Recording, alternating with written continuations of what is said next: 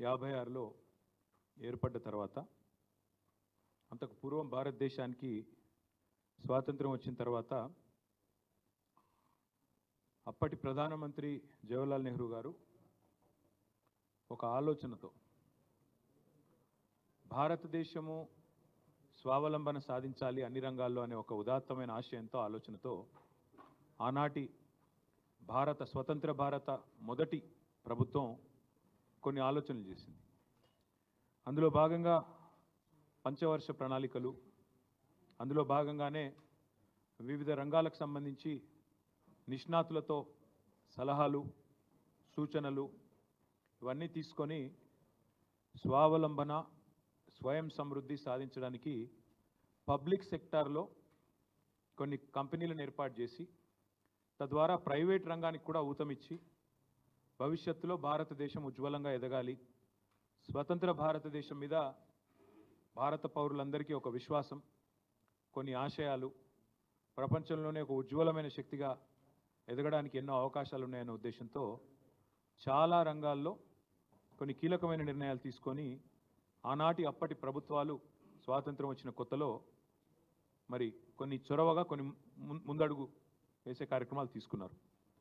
అందులో ముఖ్యంగా pharmaceutical, life sciences sector, జీవ ఔషధ రంగానికి సంబంధించి, లైఫ్ సైన్సెస్ సంబంధించి అప్పటి ప్రభుత్వాలు కొన్ని నిర్ణయాలు తీసుకొని ఐడిపిఎల్ అనే ఒక సంస్థని మన హైదరాబాదులో, ఆనాటి హైదరాబాద్ స్టేట్లో, తర్వాత ఉమ్మడి ఆంధ్రప్రదేశ్లో కలిసిన తర్వాత ఉమ్మడి ఆంధ్రప్రదేశ్లో కలపడం జరిగింది. ఈ ఐడిపిఎల్ అనే సంస్థ, Indian drugs and pharmaceuticals limited అనుకుంటాను దాని పేరు, సబ్జెక్ట్ టు కరెక్షన్. ఐడిపిఎల్ అనే సంస్థ నుంచి ఆనాడు రీసెర్చ్ జరగాలి, భారతదేశంలో బ్రహ్మాండమైన కార్యక్రమాలు చేయాలనే ఉద్దేశంతో ఐడిపిఎల్ అనే సంస్థను మన హైదరాబాద్లోనే నెలకొల్పడం జరిగింది. ఆ ఐడిపిఎల్ అనే సంస్థ ఎంత ఉజ్వలంగా పనిచేసింది, ఎంతమందిని తయారు చేసింది అంటే, తదనంతరం మన రాష్ట్రంలో ఫార్మాస్యూటికల్ రంగంలో పేరెన్నిక కలిగిన కంపెనీ డాక్టర్ రెడ్డి ల్యాబ్స్. ఆ రెడ్డి ల్యాబ్స్ నడిపిన, ఆ రెడ్డి ల్యాబ్స్ వ్యవస్థాపించిన పెద్దలు డాక్టర్ అంజిరెడ్డి గారు ఆ ఐడిపిఎల్ నుంచి వచ్చారు.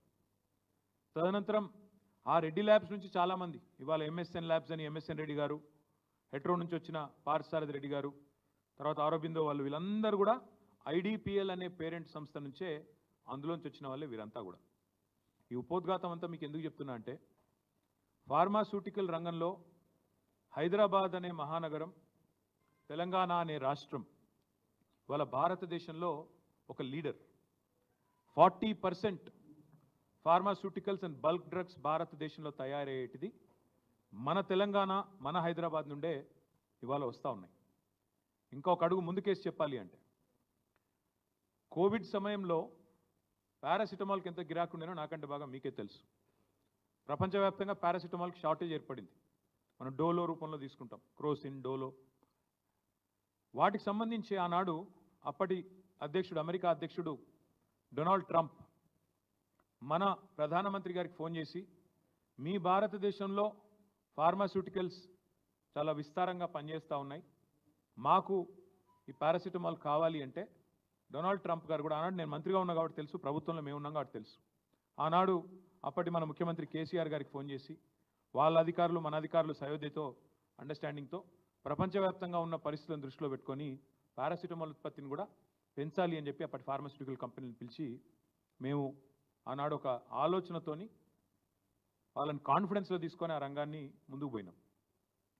2014లో కేసీఆర్ గారు ముఖ్యమంత్రి అయిన వెంటనే కేసీఆర్ గారు మా అందరికీ కూడా, ఇక్కడ ఈ వేదిక మీద కూర్చున్న వాళ్ళం దాదాపుగా 4-5 అందులో కేసీఆర్ గారు క్యాబినెట్లో ఉన్నాం.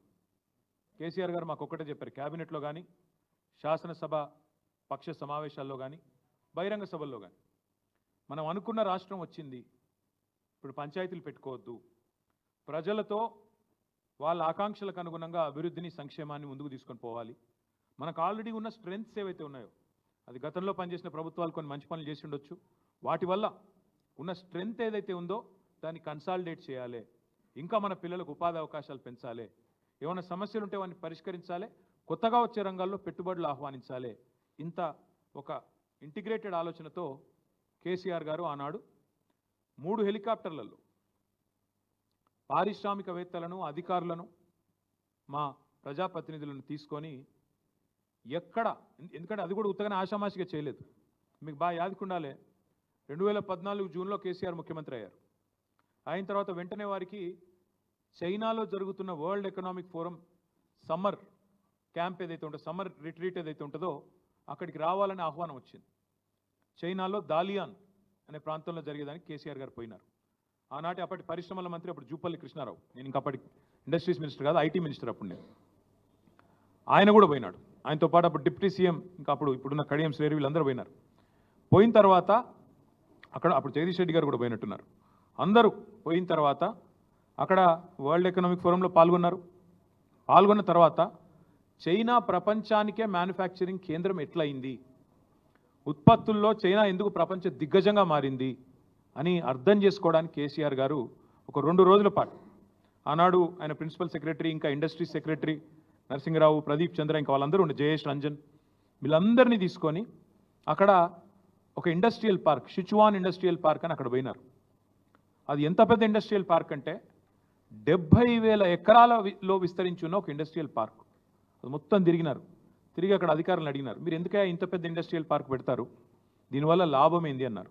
వాళ్ళు ఒకటే చెప్పారు, సార్ ఎవల పాటికి వాళ్ళు యూనిట్లు ఎక్కడ పడితే అక్కడ చెట్టుకోకూడదు పుట్టకోకూడదు అన్నట్టు అయితే, మళ్ళీ ఎవలది వాళ్ళు ఎఫ్లూయెంట్ ట్రీట్మెంటు, ఎవలది వాళ్ళు పొల్యూషన్ కంట్రోలు, ఎవలది వాళ్ళు చేసుకుంటే ఎక్స్పెన్సివ్ ఎక్కువ అవుతుంది. అన్నిటినీ ఒక సమూహంగా తెచ్చి ఒక దగ్గర పెడితే common treatment facilities, common effluent facilities, common cooling facilities, common heating facilities, common electrical facilities, common utilities, ఇవన్నీ పెడితే ఎకానమీస్ ఆఫ్ స్కేల్ వస్తుంది. ఎకానమీస్ ఆఫ్ స్కేల్ అంటే ఏంది, ఒక చోట ఉండడం వల్ల కాస్ట్ ఆఫ్ ప్రొడక్షన్ తగ్గడానికి ఈ ఫెసిలిటీలన్నీ మళ్ళీ డూప్లికేషన్ లేకుండా, ఎవరిది వాళ్ళు మలమల చేసే అవసరం లేకుండా అన్నీ ఒక చోట పెడితే ఖర్చు తగ్గుతుంది, ఉత్పత్తి ప్రొడక్టివిటీ పెరుగుతుంది. తద్వారా ఈ పోటీ ప్రపంచంలో మీరు ప్రపంచంతో పోటీ పడడానికి అవకాశం ఉంటుంది అని చెప్పి వారు ఒక ఐడియా. పొల్యూషన్ కూడా పూర్తిగా నివారించవచ్చు, జీరో పొల్యూషన్. ఒకప్పుడు అంటే రామచంద్రాపురంలో, జీడిమెట్లలో, పాశమైలారంలో, పటాన్ చెరువులో, ఇంకొకడ మన నాచారంలో యూనిట్లు పెట్టినప్పుడు, ఫార్మా యూనిట్లు పెట్టినప్పుడు ఆధునికమైన టెక్నాలజీ లేదు. కానీ ఇప్పుడు వచ్చింది సార్, మీరు అనుకుంటే పక్కనే ఫార్మా యూనిట్ ఉన్నది అనే ఒక ఇది కూడా లేకుండా బ్రహ్మాండంగా జీరో పొల్యూషన్తో చేయొచ్చు, జీరో ఎఫ్లూయెంట్ డిశ్చార్జ్ అని చెప్పి వాళ్ళు చెప్పడం జరిగింది. అట్లాంటి ఫెసిలిటీస్ వచ్చినాయి, సాంకేతిక పరిజ్ఞానం వచ్చింది, అట్లా చేయండి అని చెప్పి వాళ్ళు చూపెట్టి మరీ చెప్పారు ఇట్లా చేయండి అని. చెబితే కేసీఆర్ గారు ఆనాడు ఇచ్చిన ఆదేశం ఏంటంటే ఇక్కడికి వచ్చి ఇండస్ట్రియలిస్టులతో మళ్ళీ సమావేశం అయ్యారు. ఎందుకంటే ఇక్కడ లైఫ్ సైన్సెస్ ఇండస్ట్రీ, నేను ఇందాక చెప్పినట్టు pharmaceutical bulk drugs industry, Hyderabad అప్పటికే ఒక కీలక కేంద్రంగా, కీలక స్థావరంగా ఉన్నది, ఒక హబ్గా ఉన్నది. వాళ్ళందరినీ పిలిచారు, రెడ్డి ల్యాబ్స్ వాళ్ళని, హెట్రో వాళ్ళని, ఎంఎస్ఎన్, ఇంకా ఇతర చాలా ఆరబిందో, అన్ని కంపెనీలు పెద్ద చిన్న అందరినీ పిలిచారు. పిలిచి వాళ్ళని అడిగినారు, ఏమయ్యా మరి మీ విస్తరణ ప్రణాళికలు ఏంటి అని. వాళ్ళు ఏమన్నారంటే, సార్ మాకు పెద్ద పంచాయతీ అయిపోయింది, ఎక్కడన్నా ఒక కొత్త యూనిట్ పెట్టాలంటే మళ్ళీ పబ్లిక్ హియరింగు, భూసేకరణ పెద్ద సమస్య అయిపోయింది, మళ్ళీ పబ్లిక్ హియరింగు, మళ్ళీ మేము మొత్తం పెట్టుబడి పెట్టి మళ్ళీ అక్కడ ఎఫ్లూయెంట్ డిశ్చార్జు, పోలేపల్లి సెజ్ పెట్టినప్పుడు ఇట్లే గొడవలైనాయి జడ్చర్ల కాడ, చాలా చాలా కష్టమవుతున్నది సార్ అంటే, మరి చైనా వాళ్ళు ఇట్లా చెప్పినారు మీరేమంటారని అడిగినారు. ఇది correct sir, economies of scale ఒక దగ్గర పెడితేనే వస్తాయి, తద్వారా మాకు కూడా ఈ ప్రమాదం తప్పుతుంది అంటే కేసీఆర్ గారు ఎంత ముందు చూపుతూ ఆలోచించారంటే, ఒక పెద్ద ఫార్మా పార్క్ అంటూ పెడితే దాని చుట్టూతా మాకు చెప్పారు, అప్పుడు నేను మున్సిపల్ మినిస్టర్, తదనంతరం చుట్టూతా ఒక 5-6 కిలోమీటర్ల వరకు లేఅవుట్లు కూడా పర్మిషన్ ఇవ్వకండి. ఎందుకంటే నేను గమనించాను, నేను నా అనుభవంలో చెప్తున్నాను, నాచారం చుట్టూ ఫస్ట్ ఇండస్ట్రీ వచ్చింది, ఆ తర్వాత రెసిడెన్సీస్ వచ్చినాయి. కానీ తర్వాత ఏమవుతుంది, రెసిడెన్షియల్ వాళ్ళు గొడవ స్టార్ట్ చేస్తారు, పక్క నుంచి అంత కాలుష్యం మాకు వస్తున్నది, బాచుపల్లి వస్తున్నది, బాచుపల్లిలో కూడా అదే చూసాం. ఒకటి కాదు ఇక చాలా చోట్ల ఫస్ట్ ఇండస్ట్రీ వస్తుంది, దాని దగ్గర ఇండ్లు వస్తాయి, కాలనీలు వస్తాయి, అటెనక లొల్లి స్టార్ట్ అవుతుంది, ఇది నీకు తరలించాలని లొల్లి. కాబట్టి కేసీఆర్ గారు మాకు ఎంత దూరం చెప్పారంటే, మనం ముచ్చర్లలో ఫార్మా పార్క్ పెడదాము, పెట్టి అది కూడా తానే తీసుకోవాలని నిర్ణయం.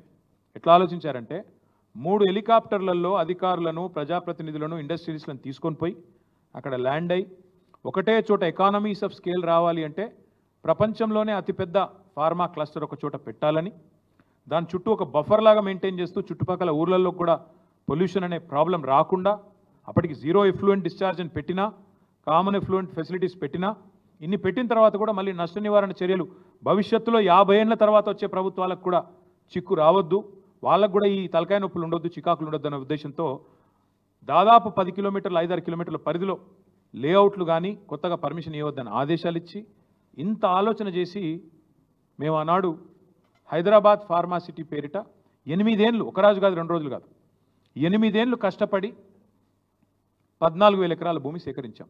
అందులో గవర్నమెంట్ ల్యాండ్ ఉన్నది, కొంత ప్రైవేట్ ల్యాండ్ ఉన్నది. అక్కడ కూడా ఇదే కాంగ్రెస్ వాళ్ళు, ఇవాళ ఏ కాంగ్రెస్ వాళ్ళు అయితే ప్రభుత్వంలో ఉన్నారో మా సబితక్క ఇప్పుడే వస్తూ ఉంటే ఇక్కడికి వస్తూ ఉంటే గుర్తు చేశారు నాకు.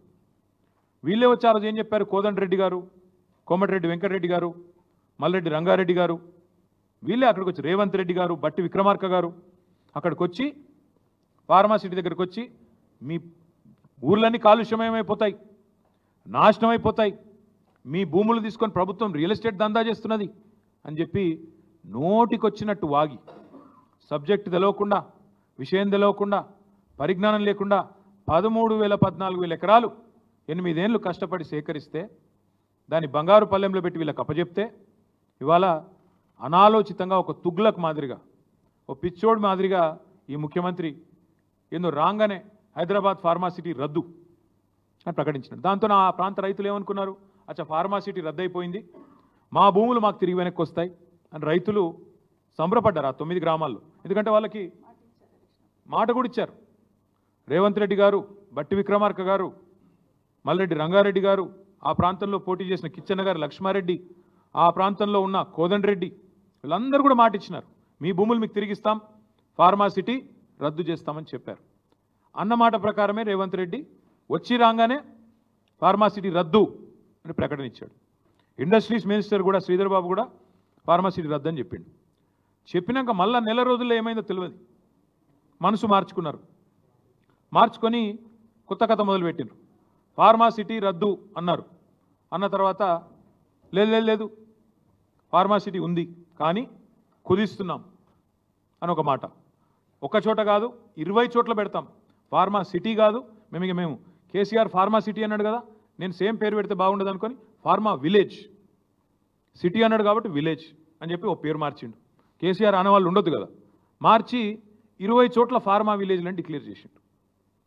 ఒక చోట మేము స్థలం సేకరించడానికి కారణం ఏంటి అంటే మాకు తెలియక కాదు, మాకు పరిజ్ఞానం లేక కాదు, మేము ఆలోచించి అర్థం చేసుకొని హైదరాబాద్ భవిష్యత్తు దృష్టిలో పెట్టుకొని తెలంగాణ భవిష్యత్తులో కూడా లైఫ్ సైన్సెస్ సెక్టర్లో లీడర్గా ఉండాలి.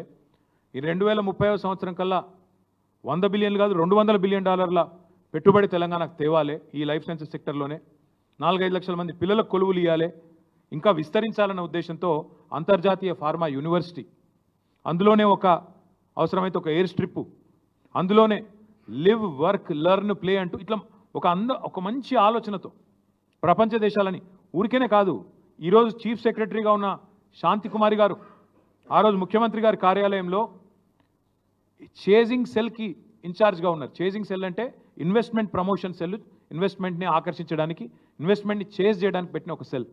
దానికి ఇన్ఛార్జ్గా శాంతి కుమారి గారు సెక్రటరీ టు చీఫ్ మినిస్టర్గా ఉన్నారు అన్నాడు, principal secretary to chief minister. ఆ మేడం ఆధ్వర్యంలో మా ఇండస్ట్రీ సెక్రటరీని ఐర్లాండ్కి, తర్వాత ఇంకా ఇతర ఫార్మా స్థావరాలు ఎక్కడెక్కడైతున్నాయో అన్ని చోట్లకు పంపారు. ఒక 5-6 దేశాలు పోయినారు వాళ్ళు, నాకు గుర్తు రావట్లేదు, ఐర్లాండ్, సింగపూర్, ఇంకెక్కడెక్కడో పోయారు. మేము పోలేదు, అధికారులు పోయారు. వాళ్ళని కూడా తిప్పి ఎట్లా పెట్టాలి మనం ఫార్మా అని చెప్పి ఆలోచన చేసి హైదరాబాద్ ఫార్మా సిటీకి మేము అంకురార్పణ చేయడం జరిగింది. కాకపోతే ఎలక్షన్ తర్వాత మొదలు పెడదాం, ఎందుకంటే అప్పటికే మొత్తం 13-14 ఎకరాలలో కామన్ ఫెసిలిటీస్ పోను ఒక నికరంగా 8,000 పైచిలకు ఎకరాలు మిగులుతోంది. దాన్ని ఎట్లా వినియోగించాలి అన్నప్పుడు డిమాండ్ చాలా ఎక్కువ ఉండే. చిన్న కంపెనీలు, పెద్ద కంపెనీలు అందరూ 200 ఎకరాలు కావాలి, 300 ఎకరాలు కావాలని ముందుకు వచ్చినారు. సో మేము ఆలోచనతో అక్క వాళ్ళు కూడా, సబితక్క, మంచిరెడ్డి కిషన్ రెడ్డి గారు వచ్చి, అన్న మరి యూనిట్లు పోతున్నాయని కేసీఆర్ గారికి చెప్పారు. అన్న మరి యూనిట్లు వస్తాయంటున్నారు, రైతులకేమో వాళ్ళ హ్యాపీగా లేరు, పరిహారం విషయంలో కోపంగా ఉన్నారు, ఇంకా పెంచితే బాగుంటుందేమో అంటే కేసీఆర్ గారు నిర్ణయం తీసుకొని 1 ఎకరా భూమి పోతే వాళ్ళకి వెంటనే అక్కడ ప్లాటెడ్ ఏరియా, డెవలప్డ్ ఏరియా, ఒక హౌస్ సైట్ ఇవ్వండి, 1 ఎకరం పోతే 1 గుంటెడు జాగా వెంటనే మంచి డెవలప్డ్ లేఅవుట్లో ఇవ్వండి అంటే అక్క దగ్గరుండి మంత్రిగా అన్నాడు. లేఅవుట్లు కూడా మేమే వేసినాం, 500 ఎకరాల్లో లేఅవుట్లు వేసినాం, కొంతమందికి పట్టాలు ఇచ్చాం. ఇవన్నీ కూడా చేసింది మా ప్రభుత్వం. చేసిన తర్వాత ఈ తుగ్లక్ ముఖ్యమంత్రి వచ్చి ఫార్మా విలేజ్ అన్నాడు. ఎందుకు చెప్తున్నా ఇదంతా నేపథ్యం మీకంటే, నిన్న కొడంగల్లో జరిగింది అదేదో కుట్రతోనో అదేదో కువారంతోనో ఇంకో దాంతోనో జరిగింది కాదు. ఈ ముఖ్యమంత్రి యొక్క అనాలోచిత మూర్ఖ తుగ్లక్ విధానాల వల్లనే ఇవాళ ఒక్క కొడంగల్లో కాదు, మొన్న సంగారెడ్డి జిల్లా న్యాల్కల్ అక్కడ కూడా గొడవ జరిగింది. అక్కడ కూడా రైతులు మా భూములు ఇవ్వమని చెప్పి రోడ్డు ఎక్కినారు. కొడంగల్లో ఈరోజు కాదండి, దయచేసి నేను మీడియా మిత్రులను కోరుతా ఉన్న, ప్రజలకు కూడా వాస్తవాలు చెప్పండి. 6-7 నెలల కిందట, ఇంకెక్కువ 8-9 నెలల కిందట ముఖ్యమంత్రి సోదరుడు తిరుపతి రెడ్డి ఆయనకు ఒక ఫోన్ కాల్ వైరల్ అయింది. మీరు చూసే ఉంటారు, వినే ఉంటారు. ఏమని? ఒక రైతు ఫోన్ చేసి తిరుపతి రెడ్డి గారిని అడుగుతున్నాడు, మేము ఎందుకు ఇవ్వాలా మా భూములు, ఇవ్వకపోతే ఏం చేస్తుంది ప్రభుత్వం అని గట్టిగా అడిగితే, తన్ని తీసుకుంటాం ఆయన అన్నమాట, తన్ని తీసుకుంటాం నా కొడక అని మాట్లాడినాడు ఆయన. ఉంది, వైరల్ ఉంది, ఆ వీడియో ఆడియో తీయండి, తప్పకుండా వినండి. అంటే ఇది 6-7-8 నెలల నుంచి నడుస్తున్న కథ, రగులుతోంది కొడంగల్. మధ్యలో రైతులు ఒక్కసారి కాదు, అన్ని పార్టీల దగ్గర పోయినారు. మా కాడికి కూడా వచ్చినారు, ఇక్కడనే నా దగ్గర కూడా వచ్చి నన్ను కూడా కలిశారు. తర్వాత బీజేపీ ఆఫీస్కి పోయినారు, అందరి దగ్గర పోయినారు, ముఖ్యమంత్రి గారిని కూడా కలిసినారు. కలిసి చెప్పినారు, సార్ ఇది మంచిది కాదు, విరమించుకోండి. మొత్తం లంబాడ రైతులు, అక్కడ గిరిజన రైతులు, గిరిపుత్రులు, వాళ్ళందరూ పోయి అడిగినారు. అడిగితే పట్టించుకోకుండా ఏకపక్షంగా మేమేదో రారాజులం, చక్రవర్తులం, కొడంగల్ ఏదో మా సామ్రాజ్యం, మేము ఏదనుకుంటే అది జరగాల అనే పద్ధతుల్లో ఇవాళ మీరు తీసుకున్న అనాలోచిత పిచ్చి నిర్ణయం వల్లనే కొడంగల్ రగులుతున్నది. రోమ్ నగరం తగలబడుతుంటే నీరో చక్రవర్తి ఫిడేలు వాయించిండంట. ఈయన కథ కూడా అట్లే ఉంది. ఇవాళ కొడంగల్లో అగ్గి అంటుకుంటే, కొడంగల్లో ఇవాళ 16 మంది రైతులు జైలుకు పోతే, కొడంగల్ ఎమ్మెల్యే, ఎన్నో ఆశలతో ప్రజలు గెలిపించిన ఎమ్మెల్యే, ముఖ్యమంత్రి అయి మమ్మల్ని ఉద్ధరిస్తారనుకుని గెలిపించిన ఎమ్మెల్యే ఎక్కడున్నాడండి? నాకు అర్థం కాదు. మహారాష్ట్రలో ఢిల్లీ పెద్దలకు మూటలు మోస్తూ వాళ్ళకి ఇవాళ తాబేదారుగా ఇవాళ అక్కడ తిరుగుతూ ఉన్నాడు. నేను అడుగుతా ఉన్నా రేవంత్ రెడ్డిని, సొంత నియోజకవర్గంలో రైతులు ఆందోళన చేస్తుంటే, రైతులు అక్రమ అరెస్టులై జైలుకు పోతుంటే, మా నాయకుడు పట్నం నరేందర్ రెడ్డిని ఇవాళ ఒక టెర్రరిస్ట్ని ఇడ్చుకపోయినట్టు నేను తెలియక అడుగుతా ఉన్నా. కనీసం వాళ్ళ భార్యకు ఇన్ఫర్మేషన్ ఇచ్చిండ్రా? అరెస్ట్ వారెంట్ ఉందా? అసలు వాళ్ళు పోలీసులు మఫ్టీలో చెతకపోతారండి? ఆయన ఏమైనా బందిపోట, తీవ్రవాద? అది అసలు అరెస్టా, కిడ్నాపా?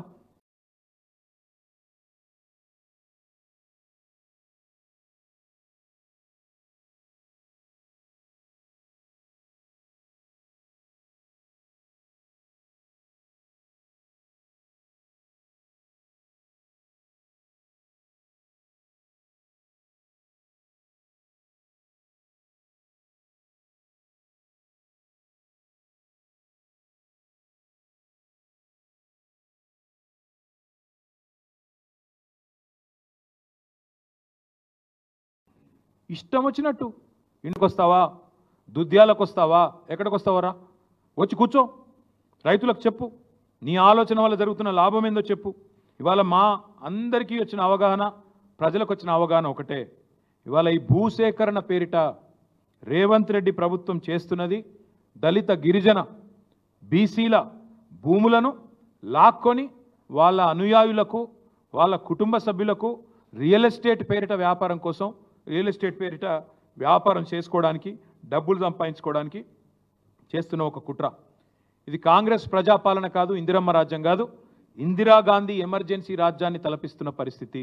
ఎందుకంటా ఉన్న ఈ మాట అంటే ఊరికే అనట్లేదు. ఇంటర్నెట్ తొలగించినారు, ఇంటర్నెట్ మీద పాబంది పెట్టినారు. It is against the supreme court order. Anuradha Bhasin versus government of India, ఆ కేసులో సుప్రీంకోర్టు ఆర్డర్ ఉంది.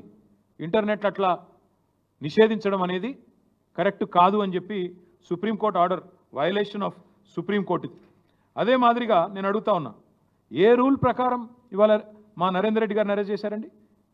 ఏ రూల్ ప్రకారం ఎత్తుకుపోయినారని కిడ్నాప్ చేసినారు? ఇవాళ ఆ రాజ్యాంగం ఏందో మేము కూడా అడుగుతా ఉన్నాం. ఇవాళ పేపర్లో చూస్తే నిజంగా బాధ అనిపించింది. ఆ రైతులను వాళ్ళు ఏదో తీవ్రవాదులు అన్నట్టు, పాపం వాళ్ళను వాళ్ళ ఇళ్ల మీద పడి, ఇళ్లలో లేకపోతే పొలాల మీద పడి, తెల్లారి అరెస్ట్ చేసిన ఒక రైతు కొడుకు పుట్టినరోజు, ఇవాళ ఆ తల్లి ఆ కొడుకు ఇద్దరు ఏడుస్తూ ఉన్నారు. ఒక కూతురికి అన్నప్రాసన, ఈరోజు ఆయనను దూరం చేసినారు. ఒక తల్లికి వైద్యం చేయించాల్సిన రైతు, ఆయన ఎత్తుకపోయినారు ఆ కొడుకుని. పరీక్షలు రాయాల్సిన పిల్లోని కూడా అరెస్ట్ చేసింది ఈ ప్రభుత్వం.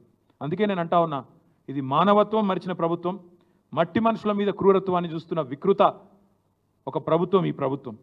ఈ భూదాహం ఏదైతే ఉందో నేనేదో ఓకే నిరాధారంగా చెప్పట్లేదు. ఏం జరుగుతూ ఉంది ఇవాళ అంటే ఈ రాష్ట్రంలో ఇదొక్కసారి మీరు చూడండి. ఇదొక ఫార్మా కంపెనీ మొన్న ఈ మధ్యన పుట్టింది, మ్యాక్స్ బిఎన్ ఫార్మా కంపెనీ. దీని పేరు మ్యాక్స్ బిఎన్ ఫార్మా కంపెనీ. పుట్టింది ఇంకా 3-4 ఏళ్ళు అయినట్టుంది. 3-4 కాలే, సారీ 2020లో పుట్టినట్టుంది. Date of incorporation 2020. ఇందులో ఎవరున్నారా అంటే దీని main director promoter Satyanarayana Reddy Goluguri. Satyanarayana Reddy Goluguri వీళ్ళెవరు? రేవంత్ రెడ్డి గారి అల్లుడు. రేవంత్ రెడ్డి గారు పిల్లనిచ్చిన అల్లుడు సత్యనారాయణ రెడ్డి గొలుగూరి. ఈ మ్యాక్స్ బిఎన్ ఫార్మా కంపెనీ విస్తరణ కోసం ఈ ఫార్మా విలేజ్లలో భూములు తీసుకొని దానికి అనుగుణంగా వాళ్ళ విస్తరణ కోసం సహకరించడానికే ఇదంతా చేస్తూ ఉన్నారు. ఇంకొక మాట, ఇందులోనే ఇదే మ్యాక్స్ బిఎన్ ఫార్మా కంపెనీలో ఇంకొక ఆయన ఉన్నాడు డైరెక్టర్. ఆయన పేరు అన్నం శరత్. ఈ అన్నం శరత్ అన్నట్టు అనేది కూడా ఇంట్రెస్టింగ్ ఇది ఉన్నది. మ్యాక్స్ బిఎన్ ఫార్మా కంపెనీ ఏమో వాళ్ళ అల్లుడు గారిది. అందులోనే ఇంకొక ఆయన ఉన్నాడు అన్నం శరత్. అన్నం శరత్ ఎవరు అంటే సహృదయ హెల్త్ కేర్ ప్రైవేట్ లిమిటెడ్ అనే కంపెనీలో కూడా ఆయన డైరెక్టర్. సహృదయ health care.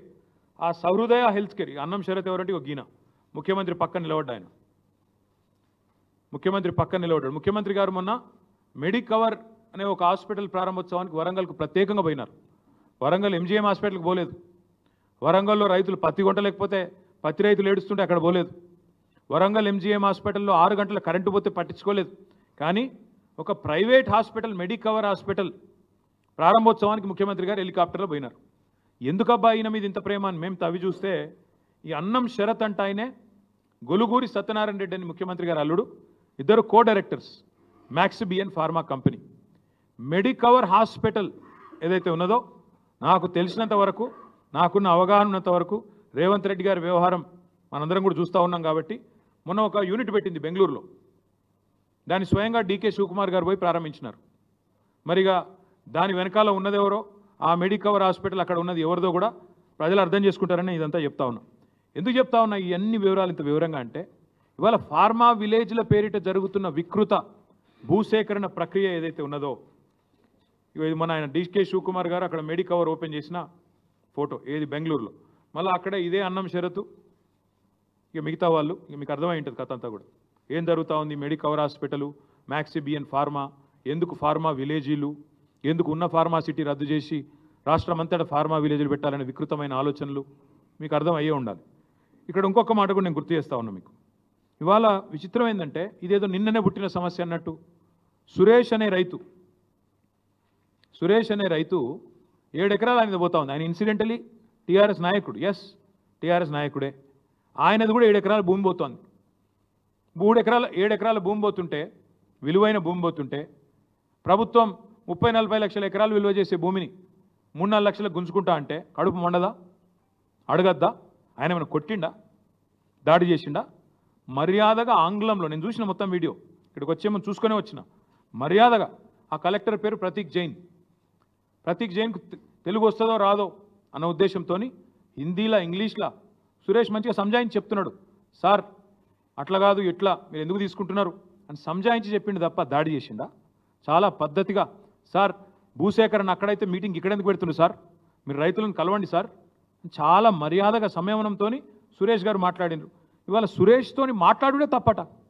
మా పార్టీ నాయకునితో, మా పార్టీ ఎమ్మెల్యే ఎక్స్ఎమ్మెల్యే మాట్లాడితే తప్ప అంటే సురేష్తో మాట్లాడితే Patnam Narender Reddy case.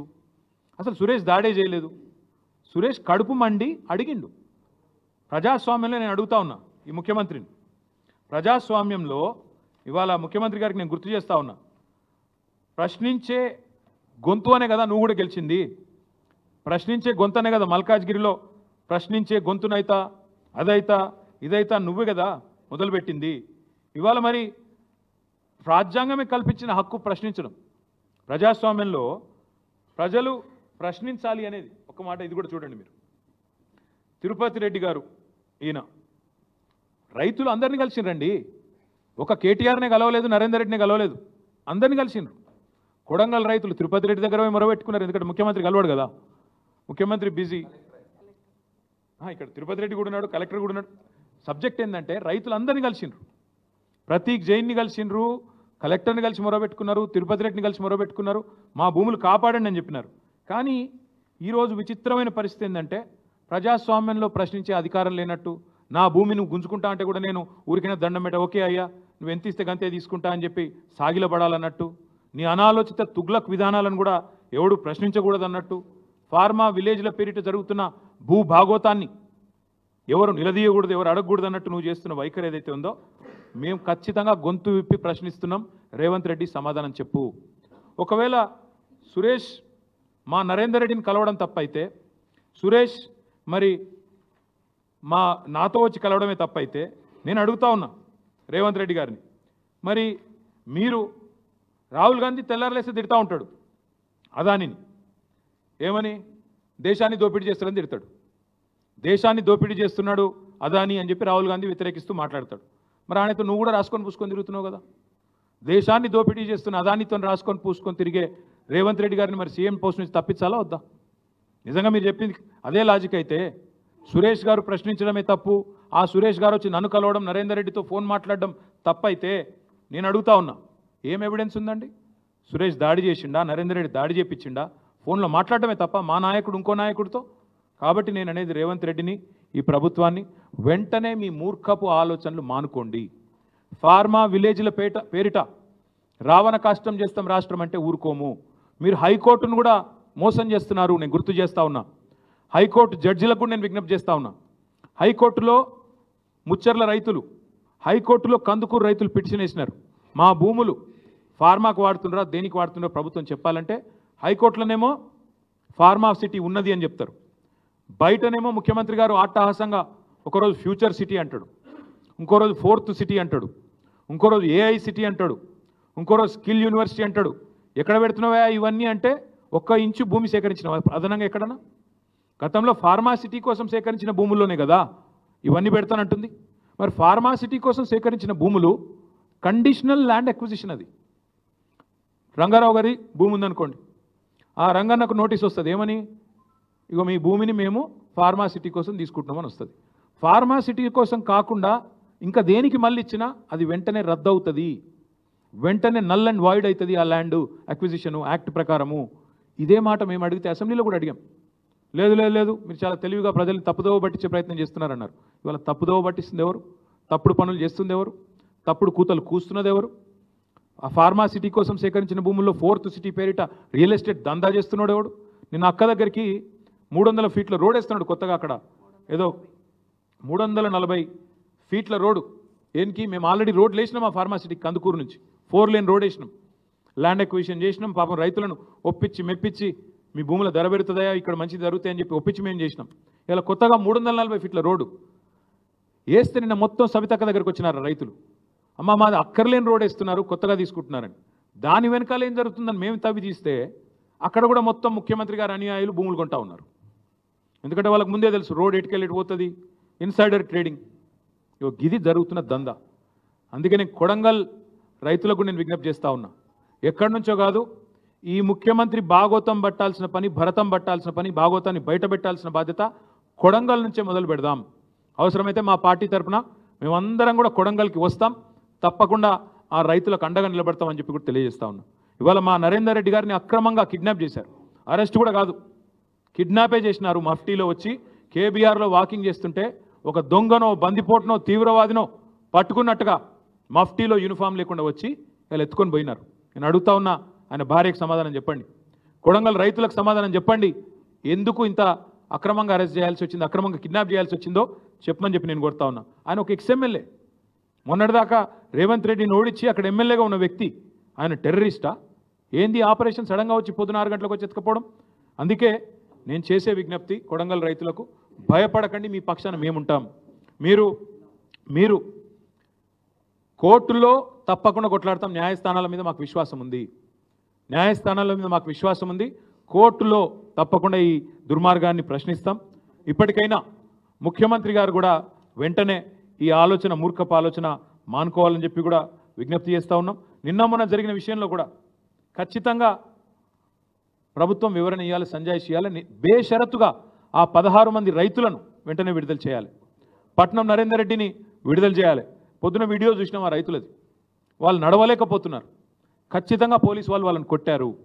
Medico legal పరీక్షలు వెంటనే చేయాలి. నేను మేజిస్ట్రేట్ గారిని కూడా కొడతా ఉన్నా, దయచేసి మీరు ఆదేశించండి. వాళ్ళని రిమాండ్కి పంపే ముందే, వాళ్ళని మళ్ళీ తిరిగి జైలుకి పంపే ముందే వాళ్ళకి ఎక్కడెక్కడ వాళ్ళ శరీరం మీద దెబ్బలు ఉన్నాయో వెంటనే మెడికల్ ఎగ్జామినేషన్ చేయించాలి. వెంటనే మాకు ప్రభుత్వ వైద్యుల మీద నమ్మకం లేదు, ప్రభుత్వ వ్యవస్థ మీద నమ్మకం లేదు. ప్రైవేట్ వాళ్ళని పంపించండి, థర్డ్ పార్టీని పంపించండి, మేజిస్ట్రేట్ గారి చాయిస్. దయచేసి ఎగ్జామినేషన్ చేయించండి. వాళ్ళని చిత్రహింసలు పెట్టారని చెప్పి చెప్తా ఉన్నారు, నడవలేకపోతున్నారు. మీరు చూడండి వీడియో. అంటే మీరు భూములు ఇవ్వకపోతే కొడతారా? ఇక భూములు ఇవ్వకపోతే వాళ్ళ భూములు గుంజుకుంటేందుకు జులుం చేస్తావు. అందుకే వారికి మేము అండగా ఉంటామని చెప్తూ, మరి ఈ నరేందర్ రెడ్డి గారిని ఒకసారి చూడండి, ఎంత దుర్మార్గంగా మఫ్టీలో వచ్చి పొద్దున్నే ఒక్కడన్నా పోలీస్ యూనిఫామ్లు ఉన్నాడా? వీళ్ళు పోలీసు వాళ్ళా లేకపోతే నిజంగానే దొంగలా? మాకేం తెలుసు, కిడ్నాపర్లా ఎవడో మాకేమెరక.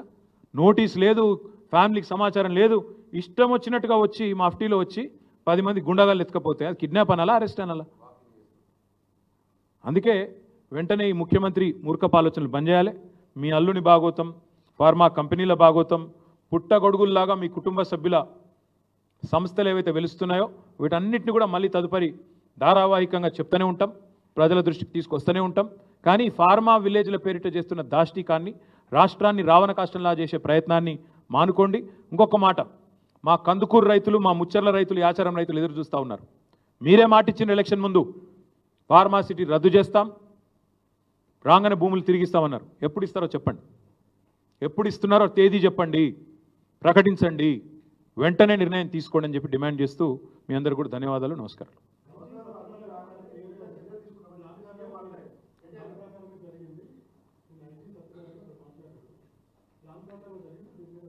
నిజంగా చెప్పాలంటే ఈ ప్రభుత్వము, ఈ తుగ్లక్ ముఖ్యమంత్రి యొక్క అనాలోచిత విధానాల వల్ల అధికారులు బలైతా ఉన్నారు. నేను ఐజీ గారిని కూడా కోరుతా ఉన్నా, ఐపీఎస్ ఐఏఎస్ అధికారులను కూడా కోరుతా ఉన్నా, మీరు దయచేసి ప్రభుత్వ కుట్రలో మీరు అనవసరంగా బలి కాకండి, బలి పశువులు కాకండి.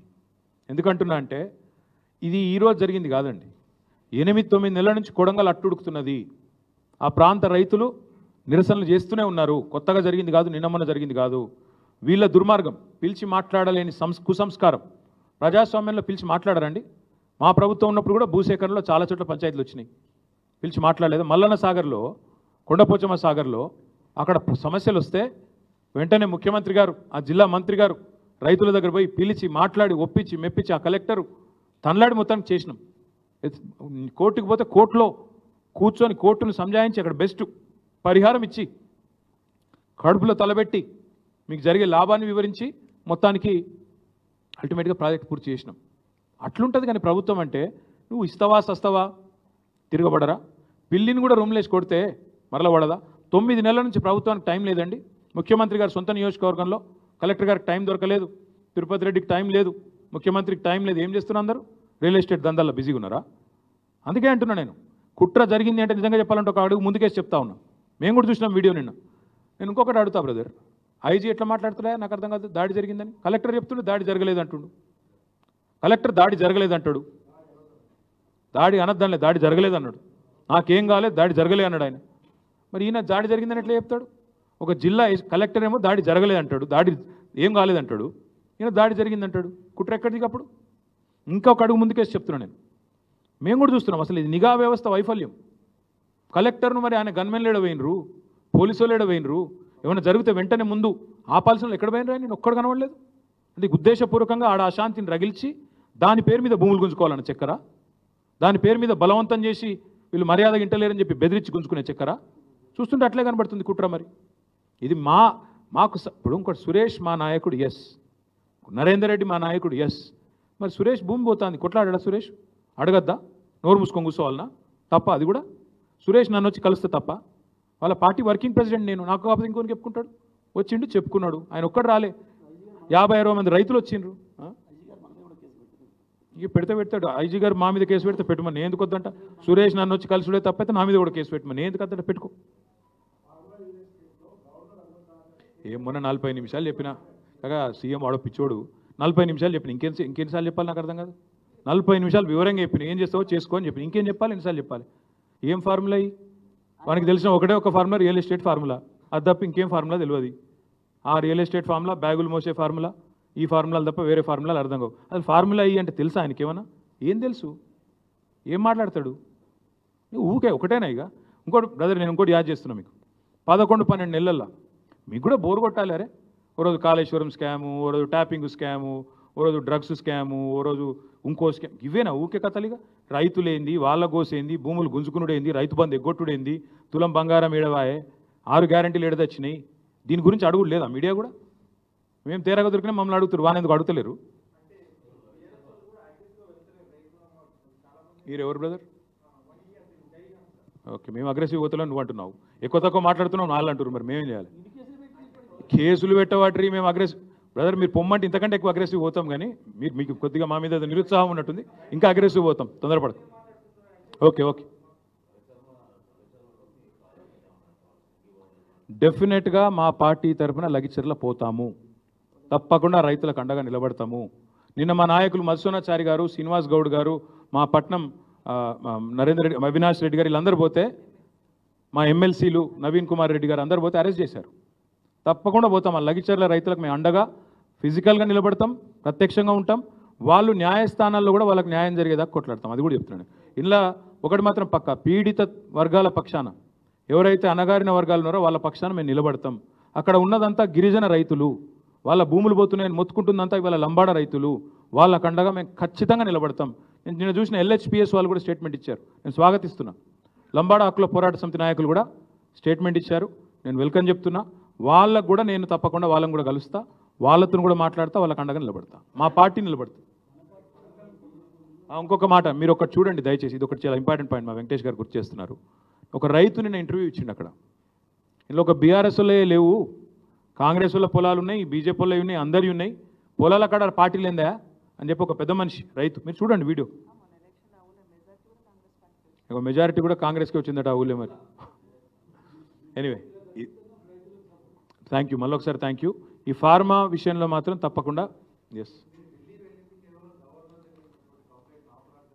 ఈమని భయ్ నేను వద్దన్నా నేను మళ్ళీ ఇన్నిసార్లు చెప్పాలి అదే ముచ్చట అది కాదు నేను ఒక్క మాట అడుగుతా రాకేష్ నేను పోయి కేంద్ర మంత్రిని కలుస్తానేమో బీజేపీలతో కాళ్ళబేరాలి మరి నువ్వు గవర్నర్ కూడా బీజేపీడే కదా నువ్వు గవర్నర్ కలవచ్చుగా నేను కేంద్ర మంత్రిని కలవద్దా అంటే నువ్వు గవర్నర్ కలిస్తే కూడా బీజేపీతో కాళ్ళబేరానికి పోయినావా నేను అడుగుతున్నా బీజేపీ గవర్నర్ నిన్నమన్నట్టు దాకా బీజేపీ మంత్రి కదా త్రిపురలో మరి ఆయన కూడా బీజేపీడే కదా బ్లడ్ అయితే అదే కదా మరి ఆయన కలిసి ఈయన కూడా కాళ్ళబేరానికి పోయినట్ట అయ్యా అదానీని కాళ్ళు ఎందుకు మొక్కిరు చెప్పుర్రి అదానీ కాళ్ళు మొక్కి మీరు ఈడీ రైట్ల సంగతి ఏందో చెప్పు అది చెప్పు పోయి నా మీద ఏ ఎంక్వైరీ చేస్తావు వేసుకో నేను చెప్పిన మీరు ఇంకా మీ ప్రెస్ కూడా దయచేసి ఒక్కసారి నేను మలేషియా పోయినో లేదో కూడా చూసుకోవాలి కదా పోయి మీరు పోకముందే పోయిండని రాస్తే ఎట్లా మీరు మా అన్న పోయిండు నేను పోలే అరే ఆయన పోతే నన్ను కన్ఫ్యూజ్ అయితే ఇట్లా ఆయన గడ్డ ముందు నాకు లేదు అది కూడా చూడరా మీరు ఆఖరికి నేను పారిపోయినాను రాస్తారు ఎందుకు పారిపోతా పోయి నాకు అర్థం కాదు ఢిల్లీకి పోతే నేను ఎందుకు పోయినా అమృత్లో రేవంత్ రెడ్డి బామ్మర్ది భాగవతం చెప్తేందుకు పోయినా అది కూడా తప్పేనా పక్కా బామ్మర్దుల భాగవతాలు అల్లుళ్ళ భాగవతాలు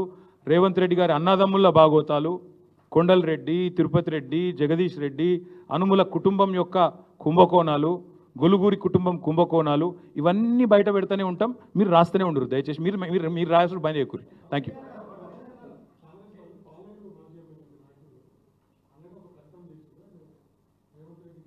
ఆయనకు అవగాహన లేదు ఆయన ఎప్పుడైనా వస్తే నేను మాట్లాడి అన్ని విషయాలు చెప్తాను ఏమంటారు అదే ప్రోగ్రాంలో రేవంత్ రెడ్డి గారు ఇంకో మాట చెప్పారు T hub and startup policy of Telangana is the best policy in India అని కూడా చెప్పిండు ఇక నేనేమంటున్నా అంటే